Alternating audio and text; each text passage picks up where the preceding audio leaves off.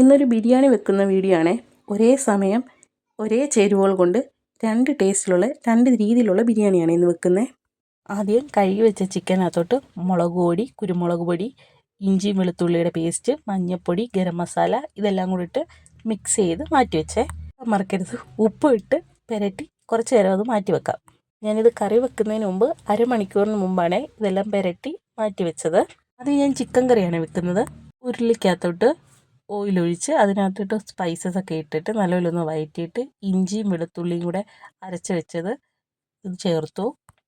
അതൊന്ന് വഴറ്റിയ ശേഷം സവാള അരിഞ്ഞതെല്ലാം ചേർത്ത് കുറച്ചേറെ സവാള ചേർക്കുന്നുണ്ട്. അതെന്തുകൊണ്ടെന്നാൽ രണ്ടെണ്ണത്തിന് എടുക്കാനുള്ളത് കൊണ്ടാണ് ഞാൻ അങ്ങനെ ചേർത്തത്. ഇതിലോട്ട് കുറച്ച് ഉപ്പും ഇട്ട് നല്ലപോലെ ഒന്ന് വഴറ്റിയെടുത്തേ.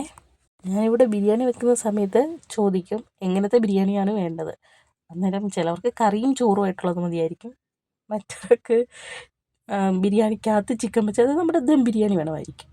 അപ്പം ഞാൻ ഇങ്ങനെയാണ് ഉണ്ടാക്കുന്നത്. പിന്നെ കുക്കറിനകത്തോട്ട് നെയ്യും ഓയിലും കൂടെ ഒഴിച്ചിട്ട് കുറച്ച് സ്പൈസസും കൂടി ഇട്ടിട്ട് ഈ വഴറ്റിയ ഉള്ളിയിൽ നിന്ന് കുറച്ചെടുത്ത് ഇതിനകത്ത് ഇട്ട് തക്കാളി ഇട്ട് നല്ലൊരു വഴറ്റി വന്നപ്പം മല്ലിപ്പൊടി, മുളക് പൊടി, ഗരം മസാല, മഞ്ഞൾപ്പൊടി ഇതെല്ലാം കൂടി ഇട്ട് വഴറ്റി ചിക്കനും ഇട്ട് കുറച്ച് തൈര് ഒഴിച്ച് നല്ലപോലെ വഴറ്റിയിട്ടാണ് വെള്ളം ഒഴിക്കുന്നത്. പക്ഷേ ഞാൻ തൈരിടാൻ മറന്നു പോയിട്ട് ആദ്യമേ വെള്ളം ഒഴിച്ച് പിന്നെ കുക്കർ അടച്ച് വെച്ച്.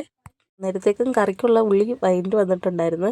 അതിനകത്തോട്ട് മുളക് പൊടി, മല്ലിപ്പൊടി, മഞ്ഞൾപ്പൊടി, ഗരം മസാലയൊക്കെ ഇട്ട് ചിക്കനും ഇട്ട് നല്ലപോലെ വഴറ്റി വന്നപ്പോഴത്തേക്ക് കുക്കറിൽ വിസിലടിച്ചു. പിന്നെ അതിലോട്ട് കുറച്ച് വെള്ളം ചേർത്ത് അടച്ചു വെച്ച് വേവിക്കാൻ വെച്ചേ.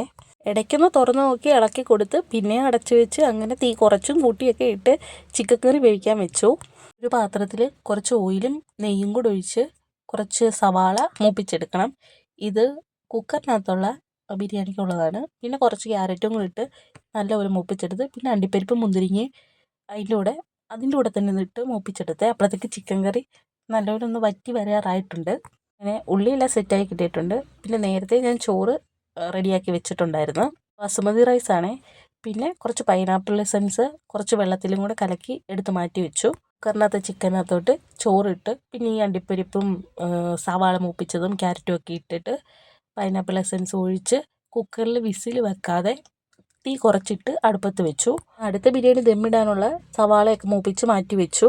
പരിപ്പും എല്ലാം റെഡിയാക്കി വെച്ചു. പിന്നെ ഏത് പാത്രത്തിലാണോ വെക്കേണ്ടത് അതിനകത്ത് ദമ്മൊക്കെ ഇട്ട് പൈനാപ്പിൾ എസൻസും നെയ്യൊക്കെ ഒഴിച്ച് ഇതും അടച്ച് വെച്ച് തീ കുറച്ച് വെച്ച് കുറച്ച് നേരം വെച്ചു. അപ്പോഴത്തേക്ക് കുക്കറിൽ ഇതിന് ആവി വന്നായിരുന്നു. വെച്ചു. പിന്നെ സാലഡ് ഉണ്ടാക്കി, പപ്പടം കാച്ചി, പിന്നെ ദമ്മിടാൻ വെച്ചിരുന്ന ബിരിയാണി തീ ഓഫ് ചെയ്തു. അതൊരു 10 മിനിറ്റ് വെച്ചില്ല. വിളമ്പാനുള്ള സമയമാണ്. കുക്കറിലെ ബിരിയാണിക്ക് ഒരു പ്രത്യേക മണം ഉണ്ടായിരുന്നു. മുട്ടയും കൂടെ പുഴുങ്ങണമെന്നുണ്ടായിരുന്നു, പക്ഷെ സമയം കിട്ടിയില്ല. കുട്ടികൾക്ക് ഈ ബിരിയാണി ഭയങ്കര ഇഷ്ടമാണ്. പിന്നെ ചേട്ടനും അമ്മയ്ക്കുമാണ് മറ്റേത് വെച്ചത്. പിന്നെ ഒരു കാര്യം പറയാനുള്ളത്, കറി എന്തായാലും ഇങ്ങനെ വെച്ച് കഴിഞ്ഞാൽ അധികം വരും. രാത്രിയിൽ നമുക്ക് ഈ ബിരിയാണി വേണ്ടാന്നുണ്ടെങ്കിൽ സാധാ ചോറ് അല്ലെങ്കിൽ ചപ്പാത്തി ഉണ്ടാക്കുമ്പോൾ കറി എടുക്കാം. അതിപ്പം വേറെ കറി ഉണ്ടാക്കേണ്ടി വരത്തില്ലല്ലോ. പെട്ടെന്ന് ഉണ്ടാക്കാം. രണ്ടും നല്ല രുചിയുണ്ടായിരുന്നു. അപ്പോൾ അത്രേ ഉള്ളൂ. ഇഷ്ടപ്പെട്ട ലൈക്ക് ചെയ്യണേ, സബ്സ്ക്രൈബ് ചെയ്യണേ. ബൈ.